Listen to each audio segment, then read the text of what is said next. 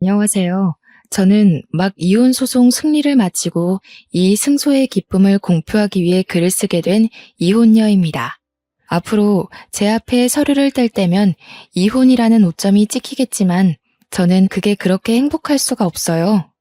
남들이 제 인생에 혀를 끌끌 찰지도 모르겠죠. 하지만 제게 이혼줄은 단연 승리의 표식이기도 합니다.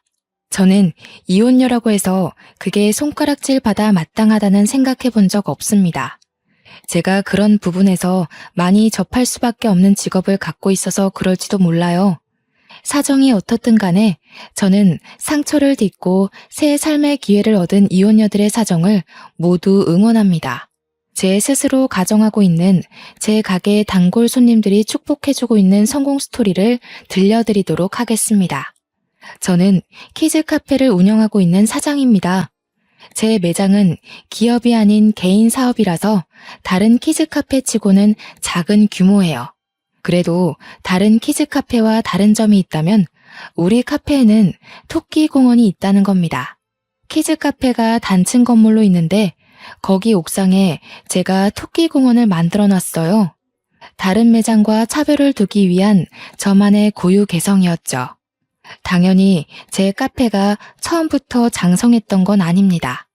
몇몇 손님들의 후기로 SNS로 오르더니 어느 순간 확산돼서 예약으로 받아야 할 정도로 쭉쭉 성장해온 거예요. 첫 사업치고 성공적인 결과였어요. 규모가 더 컸다면 훨씬 많은 수익으로 돌아왔겠지만 제가 원하는 건 돈보다는 저의 만족이었기 때문에 여윳돈이 충분했음에도 굳이 규모를 확장하진 않았습니다. 그렇다고 연봉이 정착해 있던 편도 아니었습니다. 당시 연봉은 대기업 연봉의 2배라고 얘기하면 이해가 쉽겠네요.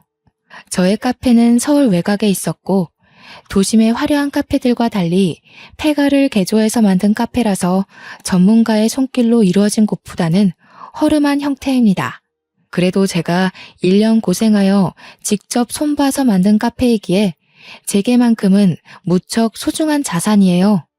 저희 카페는 오는 사람마다 예약을 받아야 할 만큼 인기가 있었지만 인적이 드문드문한 위치에 있어서 종종 단골 손님들이 제 주머니 사정을 걱정할 때가 있어요.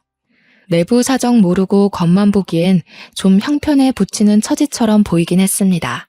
키즈 카페를 하는 거라 아이들을 데리고 오는 손님들 뿐이었는데 그렇다는 건 어른들은 전부 부모라는 거잖아요. 그래서 미혼인 제게 더 잔소리 같은 조언을 많이 해주셨던 것 같아요.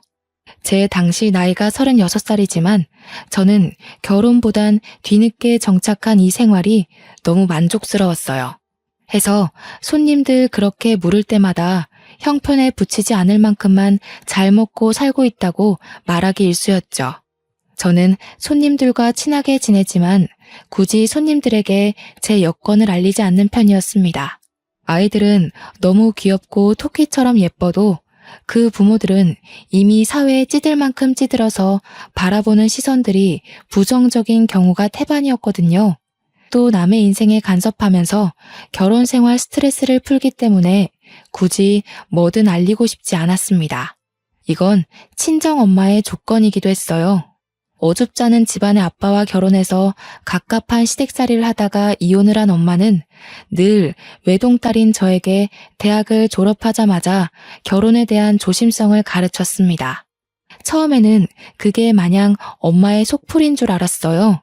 그런데 31살에 준비해서 차린 키즈 카페를 운영하면서부터 애기 엄마들의 조언이 엄마가 해주는 인생 조언과 같은 레파토리라는 걸 깨달았는데요.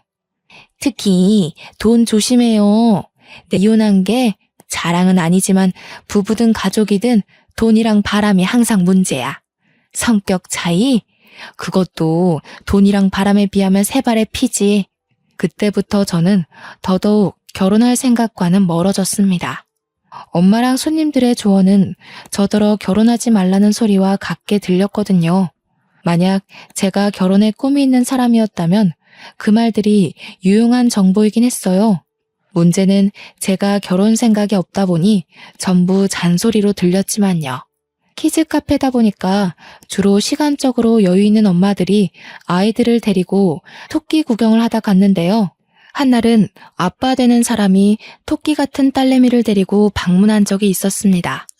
아빠들이 아이를 데려오는 경우가 종종 있긴 해도 엄마 손님에 비해 빈번하지 않아서 저는 한 번 오는 아빠 손님들 얼굴을 웬만하면 기억하는 편입니다. 그날 그 남자가 딸이랑 되게 잘 놀아주는 모습을 보면서 한 번은 그런 생각이 들었어요. 세상에 저런 아빠들만 있었다면 우리 엄마도 이혼을 안 했으려나 싶더라고요. 그만큼 그 남자가 참 가정적이고 아이한테 살가운 타입이었다는 겁니다. 그렇게 그 남자는 2번, 3번 예약을 해왔고 4번째 예약을 했을 때 그 남자의 딸이 제게 고자질하듯 느닷없는 발언을 했습니다. 은별이는 토끼 보러 오는 거 아니에요. 삼촌이 이모 좋아한대서 자꾸 저 데리러 와요. 저는 토끼보다 강아지가 더 좋거든요. 근데 삼촌이 이모 보고 싶은 거면서 자꾸 토끼 보러 가자고. 남자가 급하게 은별이라는 아이 입을 막았지만 당연히 이미 다 들은 상태였죠. 그건 규모 작은 매장 탓에 내부 손님들까지 다 듣게 되었어요. 어찌 보면 공개 고백이었다는 거예요. 하지만 제게는 그 사실보다 좀 더 놀라웠던 부분이 있었습니다. 그 남자가 아이 아빠가 아니라는 것이었어요.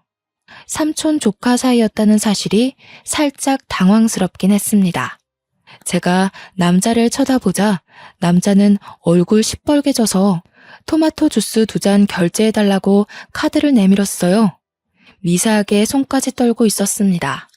그 모습이 은근 순수하게 다가왔고 저는 결국 웃음이 터졌죠.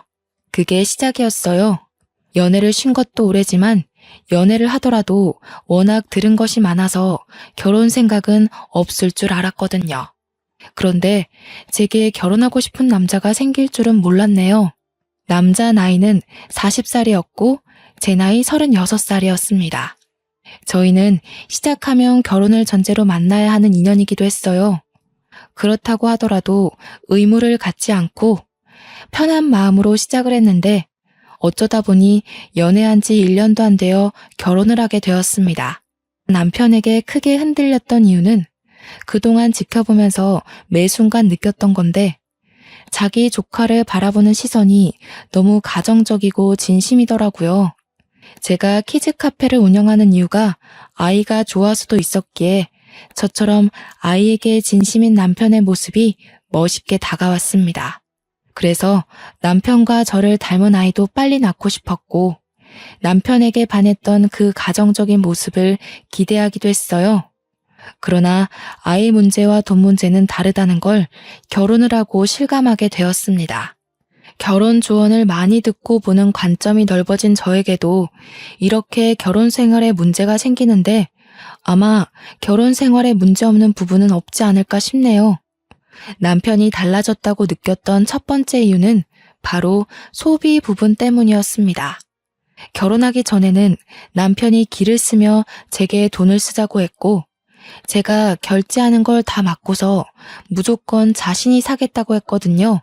그런데 저를 다 잡은 물고기라 여겼던 건지 결혼하고 1~2달 뒤 슬슬 내빼기 시작하더라고요. 딸기 먹고 싶다. 자기 나 딸기 좋아했던 거 기억나지? 작년철에 자기가 사다 줬었잖아. 이번에는 마트에 딸기가 좀 빨리 나왔더라고. 일 끝나면 같이 마트 갈래? 딸기? 요즘 딸기철 아니라서 비쌀 텐데. 여보 가게에 딸기 주스 팔지 않아? 거기 딸기 재워놓을 거 아니야. 그거 먹지 그래? 무슨 소리야. 손님한테 파는 걸 내가 먹으면 장사는 어떻게 하겠어? 바쁜 거면 그냥 나 혼자 다녀올게. 마트 가는 거 어려운 것도 아닌데 뭘. 미안해. 오늘만 그렇게 해주라. 사실은 오늘 회식이 있거든. 이게 갑자기 잡힌 거라 내가 미리 말 못했어. 다음에 내가 맛있는 거 사줄게. 남편 직업은 초등학교 선생님이었습니다. 초등학교 퇴근 시간은 중고등학교 선생님들과 달리 조금 이른 걸로 알고 있어요. 심지어 남편은 짬이 찬 교사였기 때문에 퇴근 시간을 4시 반 전후로 조정도 할 수 있다고 알고 있습니다. 저랑 연애할 때도 남편은 초등교사였고 키즈 카페 손님 중에 초등교사가 있어서 잘 알아요. 회식을 하더라도 4시에 저녁 식사를 시작하진 않을 것 같은데 중간에 시간이 비지 않나 싶지만 제가 남편 직장에 대해 자세히 아는 입장이 아니라서 별 말을 할 수는 없었어요. 괜히 긁어부스럼 만들고 싶지 않았기에 처음에는 그러려니 하며 몇 번 넘어가 줬습니다. 이제 저희는 부부니까 남편이 연애 때처럼 제게 펑펑 쓰길 바랐던 것도 아니라서 미래를 위해 아끼자고 좋게 생각했죠. 남편이 한 번씩 서프라이즈로 이벤트를 해줬기 때문에 저한테 사랑이 식어서 돈을 안 쓰는 거라고는 생각도 못했습니다. 그런데 제가 임신을 하고 가게를 쉬면서부터 남편의 숨겨진 이기적인 모습이 드러나기 시작한 거죠. 아이를 준비하려고 했던 게 아니라서 갑작스럽긴 했으나 저는 기뻤습니다. 당연히 아이를 좋아했던 남편도 우리에게 찾아온 축복을 기뻐할 거라고 생각했어요. 그러나 초음파 사진을 받은 남편의 반응이 시금털털한 거 아니겠습니까? 순간 그 얼굴에 서운한 걸로 모자라 실망스럽기까지 했습니다. 저기 여보, 아직 아이 지을 수 있는 단계지? 아니, 아무리 생각해도 벌써부터 나만 경제활동하면 우리 미래가 불안할 것 같아서 그래. 요즘 같은 시대에 맞벌이 부부 아닌 사람이 어딨어. 우리가 좀 더 형편이 나아지고 아기 가져도 늦지 않잖아. 뭐라고?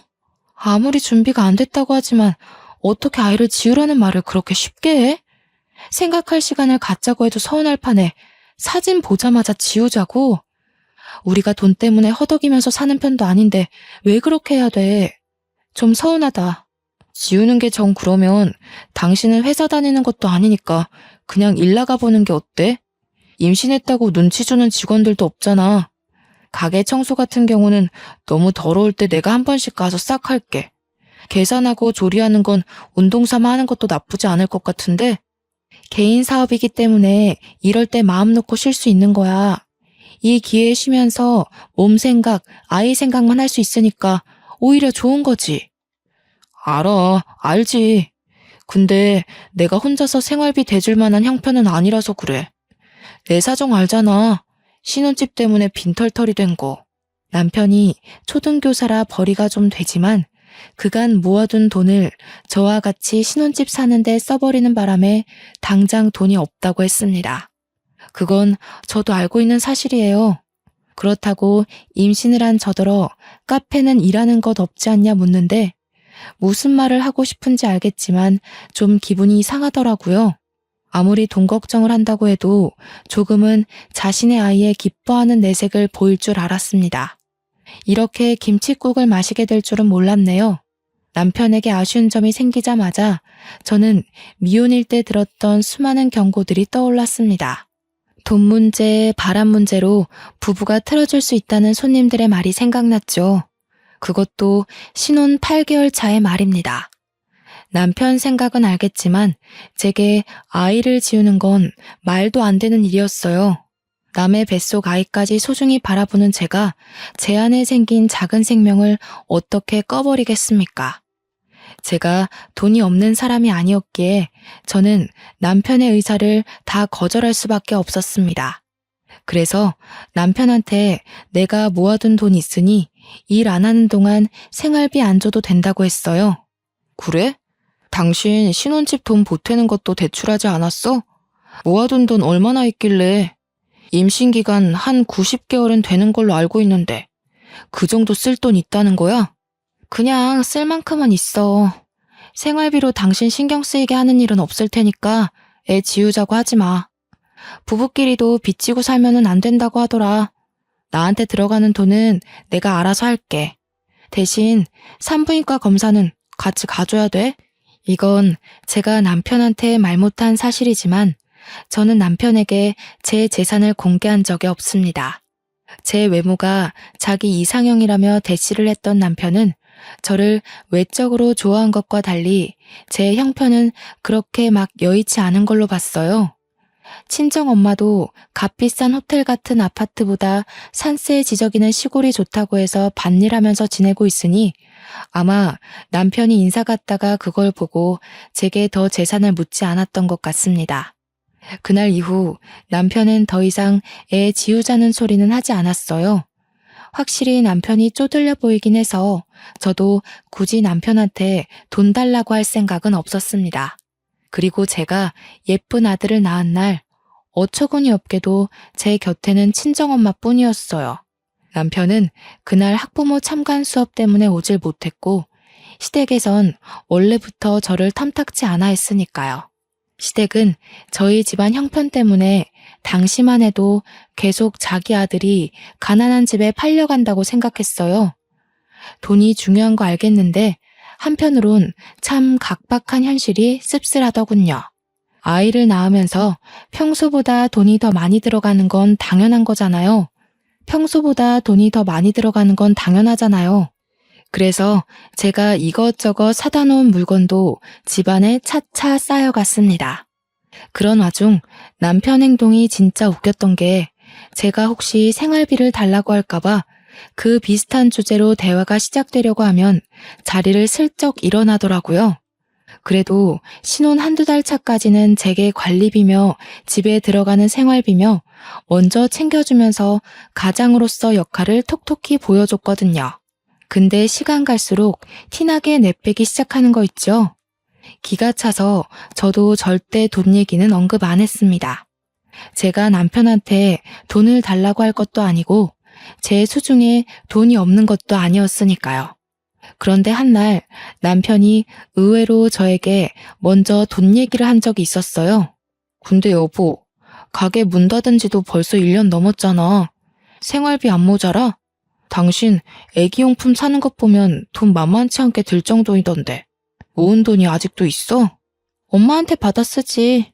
엄마가 아이 낳은 선물로 생활비 좀 보태주셨거든. 엄마가 워낙 손이 커서 애한테 이것저것 좀 사주라고 돈 보내주는 것도 있고. 아, 그래? 장모님 돈 좀 있으신 거야? 일도 안 하고 계시는데 돈이 어디서 나서? 결혼하기 전엔 나한테 따로 그런 말은 안 했었잖아. 필요 없다고 한 것도 애초에 여유가 있으셔서 그러셨나 봐. 남편은 친정에 돈이 있다는 사실에 눈을 희번덕거렸습니다. 그러면서 뒤이어 하는 말이 황당 그 자체였는데요. 장모님 돈 좀 있는 거면 우리가 좀 더 빌릴 수 없을까? 내가 급한 사정이 있는데 사실 당장 해결할 수 있는 돈이 없어. 아주 급한 거라. 급한 사정이라니 무슨 일이길래 돈까지 필요해? 말하는 것 보니까 작은 돈은 아닌 것 같고. 얼마나 필요한 건데 드러나 보자. 사실은 내가 친구한테 1,000만 원을 빌렸는데 갚기로 한 기한이 다음 주라서 그 친구도 넉넉하지 않은데 빌려준 거라서 기한 밀리면 안 되거든. 제 딴에는 충격적인 사실이었습니다. 친구한테 1,000만 원을 빌렸다뇨. 대체 왜? 언제? 저도 모르게 몰아세우며 물어봤더니 남편이 시댁 핑계를 대더라고요. 시모가 관절 수술했는데 병원비가 1,000만 원 나왔다는 거 아닙니까? 그걸 듣고 당시에는 얼마나 놀랐는지 몰라요. 뭐? 아니 그걸 왜 이제야 말해? 시댁 일인데 며느리로서 모르는 게 말이야? 그렇지 않아도 어머님 아버님께서 날 마음에 안 들어 하시는데 이러면 완전 눈밖에 나는 셈이잖아. 당신은 날 시댁이랑 영영 멀어지게 만들려는 거야? 아니 그럴 리가 있겠어. 일단 진정해. 나는 당연히 너한테 돈이 없는 줄 알고 말해봤자 달라질 상황 아니라고 생각했지. 그럼 해결도 안 나고 고민하는 사람만 괜히 배가 되는 거잖아. 그건 내가 판단할 일이지. 말만 해줬어도 내가 무신경한 며느리까진 안 됐을 거야. 어머님께서 날 어떻게 생각하시겠어. 안 되겠다. 전화라도 드려야겠어. 아니 괜찮아. 이미 2달 전 일이야. 지금은 멀쩡해. 한참 지난 일 꺼내지 마. 엄마 치료받으러 다닌다고 스트레스 많이 받았어. 괜히 꺼내면 또 스트레스 받을 거야. 시댁에 전화하려는 저를 남편이 굽고 말릴 때 수상함을 감지했어야 했는데 제가 한참 둔했습니다. 저는 의심할 생각도 않고 결국 친정에 말해서 돈 빌려주겠다고 했더니 남편이 금방 화색이 돌며 고맙다고 안아주더군요. 그날 집안 청소랑 식사 준비까지 다 해주며 간만에 연애 때의 모습을 보였습니다. 그날 이후로 저는 연년생 딸아이를 갖게 되었어요. 그렇게 1,000만 원을 가져간 남편은 저한테 더 잘하겠다면서 자기가 돈 열심히 벌어서 토끼 같은 우리 자식들 위해 죽을 때까지 희생한다고 난리를 쳐댔습니다. 과한 오버였고 허세였지만 힘이 솟는 남편의 모습이 나쁘지 않아서 저도 그저 웃음으로 넘겼네요. 그러나 불행의 시작은 그때부터였고 우리 신혼집으로 찾아오면서 나름 평행했던 기류가 순식간에 꺾였습니다.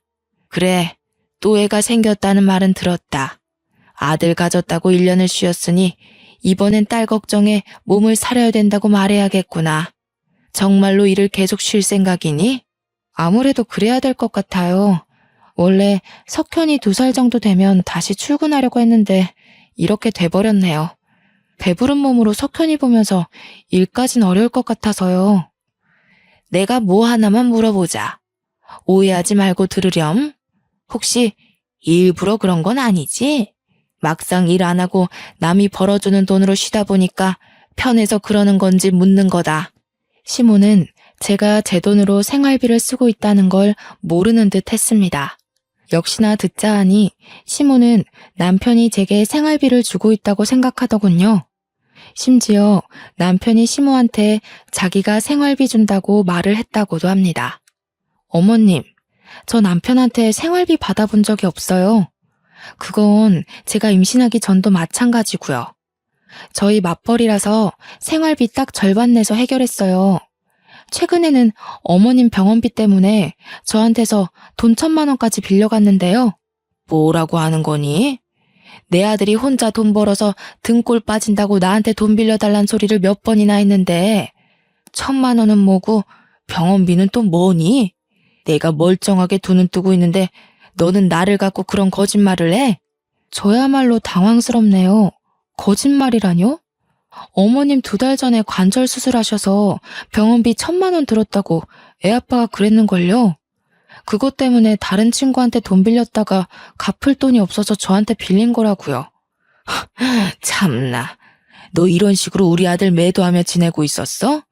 아주 소설을 써라, 소설을. 전화해서 확인해보고 아니면 너 무릎 꿇을 준비해. 시모는 그 자리에서 남편에게 전화를 걸었고 보나마나 제 말이 거짓일 거라고 계속 쌍심지를 켰습니다. 그러던 중 전화를 받은 남편은 시모가 묻는 말에 능청스럽게 시모 의견을 들어주기 시작했어요. 정말 시모가 말했던 대로 남편이 시모한테 등골 빠진다는 소리를 했더라고요. 제가 자리에 없다고 생각해서 제 흉을 살짝 보기도 하는 거 아니겠습니까? 돈 없어 보이는 건 또 싫었는지 은근 자존심을 부리더라고. 신경 쓰지 마, 엄마. 잠깐 받아주면 괜찮아져. 아무래도 산후우울증? 그런 건가 봐. 남편의 태도에 충격을 받은 저는 당장 시모의 전화를 뺏어서 남편에게 물었습니다. 내가 이건 어떻게 이해해야 되는 거지? 당신 허언증 있어? 아, 다른 변명 다 필요 없고 그래서 내 돈 1,000만 원은 어디다가 썼는데? 여보가 왜... 아니 그러니까 엄마가 하도 당신을 못 살게 구니까 내가 나름 엄마 이해시키려고 그냥... 아니 그보다 엄마랑 같이 있는 거야? 왜? 당황한 남편은 어버버거리며 시모랑 저랑 같이 있는 걸 빠르게 상황 파악하는 중인 듯 싶었습니다. 머리 굴리는 소리가 수화기 너머까지 들리는 것 같았어요. 그럼에도 불구하고 마땅한 변명거리를 못 찾았는지 바쁘다고 끊어버리더군요. 지켜보던 시모는 자기도 자신 아들의 버벅거림에 수상함을 감지했는지 갑자기 제게 자기 아들 잡고 살았냐며 불같이 성을 내기 시작했습니다. 저 때문에 남편이 이도저도 못하고 기죽어 살고 있다고 멋대로 몰아갔죠. 어머님, 판단 제대로 하세요. 지금 어머님 아들이 배불리 출근하고 있는 거 다 제 돈이에요. 못 믿으시겠으면 앞으로 증명해드려요? 남편이 어머님 집 가서 밥 얻어먹게 만들어야 제 말 믿겠어요? 뭐라고? 네가 드디어 본색을 드러내는구나. 내가 너 처음부터 별로라고 생각했어. 코딱지만한 게 가게 하나 하면서 그런 것도 사장이라고 떵떵거릴 때부터 성격 만만치 않다는 걸 알았다고. 돈 1,000만 원도 없어서 여기저기 고개 숙이며 굽신거리는 어머님 아들보단 제가 떵떵거릴만 하지 않나 싶은데요. 어머님 지금 이러시는 거 남편한테 하나도 도움 안 되는 거예요. 뭐야? 돈 1,000만 원 가지고 엄청 자랑질 해대네. 우리가 1,000만 원이 없긴 왜 없어? 우리 집을 뭐로 보고. 시골 총구석에 산다는 네 엄마보다 도심 한가운데서 교사 엄마 소리 듣는 내가 더 잘 살아. 1,000만 원 그까짓 건 뭐라고. 우리 아들한테 그 정도는 껌값이야. 그럼 그 껌값 좀 돌려받아야겠다고 하면서 저는 당장 종이와 펜을 가져왔습니다. 그리곤 시모한테 아들이 싼 똥 교사 엄마가 좀 처리해달라고 예의 없게 말했어요. 그러니 시모가 건방지게 어른한테 뭐 하는 짓이냐고 더 열을 내더군요. 돈 없는데 괜히 자존심 부리는 거 맞죠? 못 갚을 것 같으면 그냥 마세요. 대신 제가 남편을 무슨 취급을 하든 신경 끄시고 저희 친정이랑 저 함부로 모욕하는 일도 없어야 할 겁니다. 제가 시모 신경을 살살 긁어주니 제 분에 못 이겨 차용증을 막 휘갈겨 작성했습니다. 그리곤 제게 펜을 던지면서 이게 다 거짓말이면 고소할 거라고 하며 집을 박차고 나갔어요. 얼떨결에 차용증을 얻어냈지만 저는 이걸로 1,000만 원 문제를 끝내지 않았습니다. 그래서 1,000만 원은 대체 어디에 쓰였는지가 계속 궁금했어요. 무조건 알아내야 할 것 같은 촉이 왔죠. 사람에게 불행이 닥치면 하나의 능력이 생긴다고 오감과 육감이 바짝 서면서 머리가 팽팽 돌기 시작했습니다. 그러다 키즈 카페 손님들이 알려준 이혼의 계기가 되는 이유 2가지가 떠올랐어요. 바로 돈 문제와 바람 문제였습니다. 혹시 1,000만 원이 불륜 때문일까 싶더라고요. 저는 온 집안을 뒤지며 남편의 바람 흔적을 찾았어요. 하지만 제가 잘못 짚은 건지 딱히 그럴 만한 증거는 없었습니다. 오히려 수상한 물증을 찾기도 전에 제가 시모한테 차용증 받았다는 걸로 이혼 위기가 찾아왔죠. 당신이 며느리로서 뭘 한 게 있다고 차용증까지 받아. 내가 갚겠다고 했잖아. 당신한테 돈 빌린 처지라고 해서 남편을 깔봐도 되는 거야? 그래서 당신은 끝까지 어머님한테 내가 산후우울증이라고 그랬니? 어머님이 또 전화 왔더라. 당신이 가서 또 거짓말 쳐놨으니까 날 고소하겠다고 연락한 거 아니겠어? 그래, 내가 아들로서 엄마한테 불효하기 싫어서 거짓말 좀 했다. 그게 이렇게까지 할 일이야? 우리 엄마한테 차용증을 받았다는 건 우리 집에 침 뱉는 거나 다름없어. 나도 당신이나 어머님이 1,000만 원으로 속 좁게 하지만 않았어도 이렇게는 안 했어. 그래서 그 1,000만 원 어디다가 썼냐고. 왜 자꾸 숨겨? 바람피니? 남편한테는 한 가지 특징이 있습니다. 결혼하기 전에도 갑작스런 상황에 진실이 툭 튀어나오면 얼굴이 빨개지는 신체적 특징을 보였어요. 그래서 저한테 남편 조카가 대신 고백했을 때도 그렇게 얼굴이 빨개졌었죠. 역시나 당황했는지 남편은 얼굴이 벌개져서 분을 못 참더라고요. 그러면서 남편은 씩씩거리며 그대로 집을 나가버렸습니다. 한참 뒤에 시모한테 전화와서 남편이 시댁에 갔다는 걸 알았어요. 물론 제가 그 전화를 받은 것은 아닙니다. 남편과 싸우는 도중 아이가 다쳤는데 혹시 문제 생겼을까봐 병원 가느라 바쁘기만 했어요. 다행히 아무 이상 없었고 저는 아들을 안고 나오면서 마음을 독하게 잡았습니다. 저는 바로 키즈카페 단골 손님이었던 사람들에게 연락을 했습니다. 그렇잖아도 제 소식이 궁금했다며 반겨주는 손님들을 따로 제외했죠. 제가 미혼일 때만 해도 그들이 부모의 처지다 보니 세상 보는 관점이 팍팍하다고만 생각했는데 기혼녀가 돼버린 입장에서 다시 보니 너무 실용적이고 귀한 조언들인 거 있죠? 잔소리 같기만 하던 경고가 그때는 제게 유일한 살 길이었습니다. 손님들의 한마디 한마디가 중요했어요. 그리고 그중엔 남편 초등학교 옆에 붙은 병설 유치원 선생님도 있었는데요. 제 사정을 다 듣게 된 손님이 제 남편이 누군지 알게 되자 저에게 충격적인 말을 해주었습니다.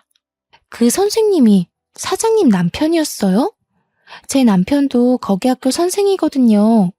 남편이 자기 동료한테 1,000만 원 빌려줬다길래 저희가 그걸로 얼마나 싸웠는데요. 그 소리를 듣고 저는 간절히 부탁해서 그 교사 손님의 남편까지 만났습니다. 그 남자는 제가 누구의 아내인지 알자마자 자기를 찾았다는 것에 크게 당황했어요. 어쩔 줄 몰라 입을 다물고는 제가 묻는 1,000만 원의 행방에 대해서 난감해하기만 했죠. 제발 부탁이에요, 선생님. 저한테 자식들이 2이나 있어요. 하나이는 아직 태어나지도 않았고요. 이 상황에서 제가 아이들을 더 잘 키워내려면 남편이 뭐라고 다니는지는 알아야 되잖아요. 제발 도와주세요.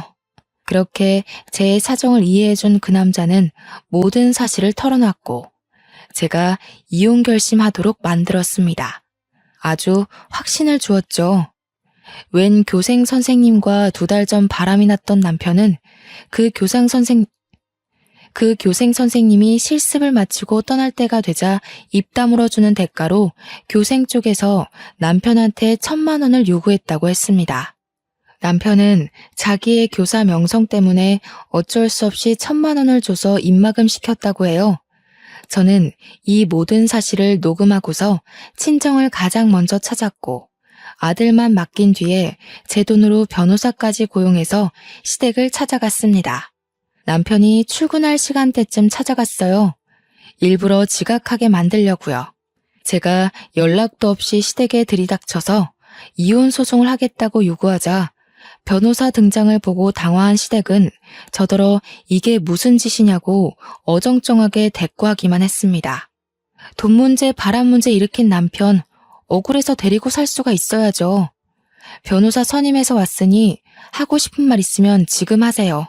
전문가 등장해 시모와 남편은 꿀먹은 벙어리가 되었습니다. 귀한 변호사 모셔다 놓고 시간을 뺏을 수가 없어서 그냥 제가 먼저 입을 열었어요. 남편 불륜 증거, 차용증 효력, 양육비, 재산 분할까지 남편을 소송을 해야만 하는 증거들을 풀어놓았죠. 남편은 무엇보다 불륜 사실이 발각된 것에 얼굴이 새빨개졌습니다. 누가 부녀 아니랄까봐 같이 듣고 있던 시모도 당황해서 얼굴이 벌개졌더군요. 맞고소하고 싶으면 해. 누가 봐도 당신 쪽에서 패소할 것 같지만. 어머님이 돈 많다고 그렇게 자랑하더라. 패소해서 소송 비용 날리더라도 타격은 없겠네. 여보, 이러지 마. 우리 뭐 제대로 얘기한 것도 아닌데 갑자기 나타나서 이게 무슨 상황이야. 우리가 같이 산 세월이 얼만데 내 얘기는 들어보지도 않을 거야? 남편은 일단 변호사 보내고 얘기하자며 눈치를 봤고 저는 그런 남편에게 우리 사이에 더 이상 변호사 없는 대화는 필요 없을 것 같다고 그만 작별 인사를 했습니다. 그랬더니 시모가 제게 끝까지 건방진년이라고 욕을 하더군요. 그걸 뒤늦게 남편이 막아낸다고 애를 쓰느라 저를 쫓아오진 못했습니다. 저는 짐 싸들고 바로 친정으로 이사했어요. 그 뒤로 시댁에 소송장이 보냈는데 남편한테서 불같이 전화가 왔습니다. 당신, 나 돈 없는 거 알잖아. 우리 엄마가 한 소리를 왜 그대로 믿었어? 우리 엄마보다 당신이 내 주머니 사정 더 잘 알면서. 여보, 나한테 화난 거 있으면 차라리 그냥 욕하고 때려. 소송까진 가지 말자 우리. 어? 당신은 이런 와중에도 자식들 걱정은 하나도 안 하는구나. 어떻게 당신같이 자기 생각만 하는 사람이 조카를 그런 눈으로 봤었는지 모르겠네. 내가 아무래도 단단히 콩깍지가 쓰였었나 봐. 아니면 당신이 작정하고 나를 속였거나. 당연히 우리 애들 궁금하지.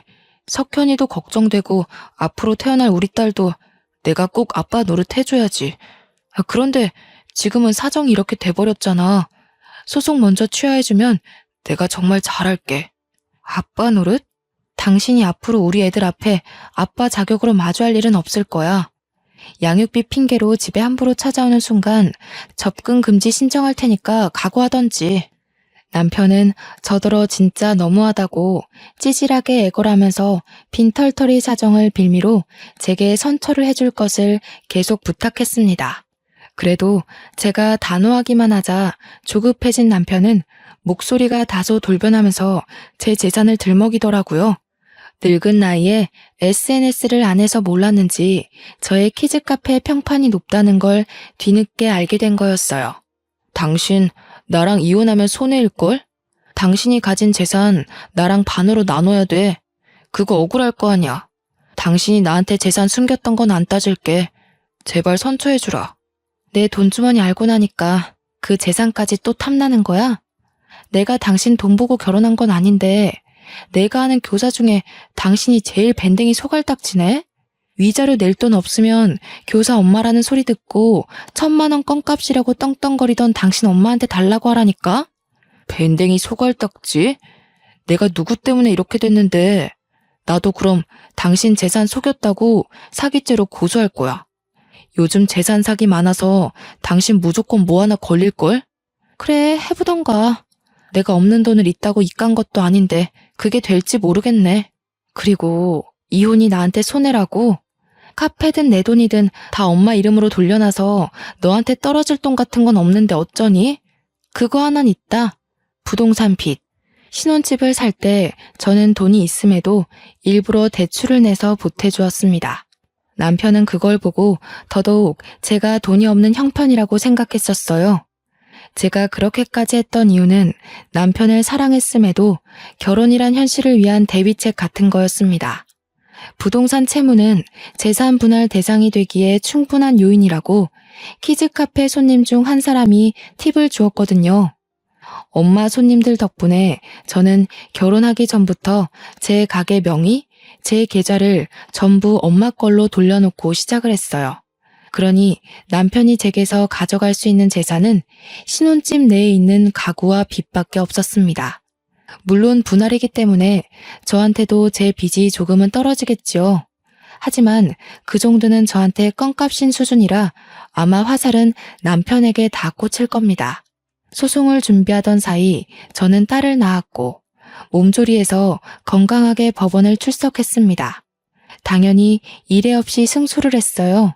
절망하고 있는 남편에게 가서 상간녀를 소송했다는 소송장까지 보여주었고 당신 또한 공무원 밥줄 끝났다고 마지막 숨통까지 짓밟아 주었습니다. 내가 결혼하기 전에 당신한테 얼마나 퍼줬는데 그건 그냥 꽁으로 받아먹고 내 돈은 전부 다 털털 털어가겠다. 정말 당신 이 정도로 이기적인 사람인지 몰랐어. 빚 떠넘겼으면 됐지. 상간녀 소송까진 할 필요 없잖아. 그러니까 왜 결혼 약속을 쉽게 생각했어? 나는 당신이 마냥 다 좋기만 한 줄 알아? 돈 문제엔 빚으로, 불륜 문제엔 사회 제명으로 복수를 해줘야 된다고 하더라고, 엄마들이. 그리고 그 교생 선생도 알아야지. 선생이란 학생을 가르치는 것이지 학부모를 꼬시는 게 아니라는 걸. 그렇게 남편에게 똥을 뿌린 저는 그 똥덩어리에게 손을 털고 돌아섰습니다. 아, 그리고 시모가 저를 죽일 듯이 째려보고 있었는데요. 거기다 대고 제가 엄마 이제 강남 아파트로 이사 간다고 실컷 자랑을 하고 나왔네요. 저는 상간녀 소송까지 마친 후에 교육청 홈페이지에다가 남편의 불륜과 교생 선생이던 상간녀의 불륜을 모두 올려 공론화했습니다. 그것 때문에 공무원 품위 질서 위반으로 남편은 교사직에서 박탈당했고 아직 대학생이던 상간녀도 얼굴이 다 팔려서 학교 어디에 재임하던 지옥 끝까지 불륜녀라는 타이틀을 달고 살게 되었어요. 그 뒤로는 안 봐도 뻔한 비디오지 않습니까? 교사 아들 뒀다고 동네방네 자랑해뒀던 시모는 아들 때문에 고개도 못 들고 다녔을 거예요. 남편은 한동안 시댁에서 꼼짝도 안 하는 것 같았고요. 모든 것이 정리가 되자 저는 이 승리의 기쁨을 우리 카페 단골 손님들과 나누고 싶더라고요. 그래서 제가 한 일주일은 카페를 무상으로 오픈했었습니다. 손님들은 제 이혼 스토리를 듣고서 너무 용감하게 잘 해냈다고 칭찬해 주었어요. 그렇게 축하까지 받았으니 더 속이 시원했는지도 모르죠. 발에 박힌 티눈의 경우 막상 제거하기 번거로워 대부분 고통 참고 병원 가길 미루는데 그것 싹 관리해서 없애버리면 너무 시원하고 걷기도 편하지 않습니까? 며느리에게 시댁은 발바닥의 티눈과 같은 존재라서 나를 찌르는 순간 바로 제거를 해줘야 살 수 있다고 하더라고요. 저도 1,000만 원 일이 아니었다면 아마 남편과 시댁이 주는 고증을 숨 막힐 때까지 버티지 않았을까 싶어요.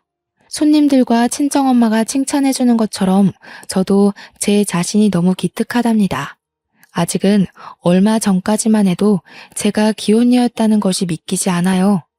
제 감정을 색깔로 표현하자면 기혼이었을 땐 검정색, 이혼녀인 지금은 하늘색인 기분이네요.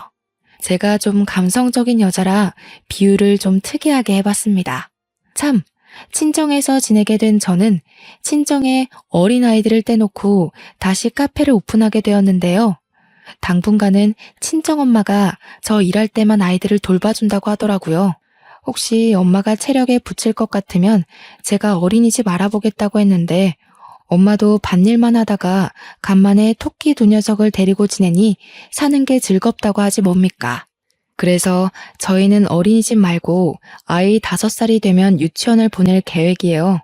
손님들 중 가끔은 제 사정에 위로를 보내주는 분들이 있는데 그럴 때면 내가 힘들어야 되는 처지인가? 고민해야 될 정도로 전 너무 에너지가 넘치기만 하더라고요. 퇴근하고 집에 가면 아들 석현이가 아장아장 뛰어오고 딸 석희가 귀여우는데 얼마나 힘이 난다고요. 경제적으로 여유가 있으니까 남편 빈자리가 느껴지지도 않고 편하기만 하던걸요. 이혼으로 인해서 기쁨을 크게 얻었지만 그렇다고 제게 이혼이 마냥 쉬웠던 건 아닙니다. 저도 이혼을 결정하기까지 어떤 길이 저와 아이들을 위한 미래인가를 많이 고심했어요. 남편의 변심도 시댁이 주는 은근한 스트레스도 모두 상세히 작성하기에 분량 조절이 안 되어서 함축시켰던 거지 저도 많이 울고 서러웠습니다. 물론 제가 남편한테서 정을 빨리 뗀 편은 맞는 것 같아요. 그랬으니 털고 일어나는 기간도 그만큼 짧았던 게 아니었나 싶어요. 카페에 엄마 손님들을 통해서 결혼 스트레스, 이혼 스토리 등등 많이 들어서 결혼이 평생 꽃길이 될 수 없다는 걸 알고 시작했는데도 이렇게 제대로 쫑이 나버리니 웃음밖에 안 나옵니다. 역시 결혼에는 잘 살겠다는 마음의 준비가 필요 없고 오히려 어떻게 잘 끝을 볼까를 준비하는 게 나의 미래를 위한 안전장치가 아닌가 생각합니다. 이혼을 자랑처럼 썼다고 해서 이혼을 선동하는 것이 아니란 걸 꼭 이해해 주세요. 글을 쓰는 시간 동안 너무 즐겁고 두근거렸습니다. 들어주셔서 감사합니다.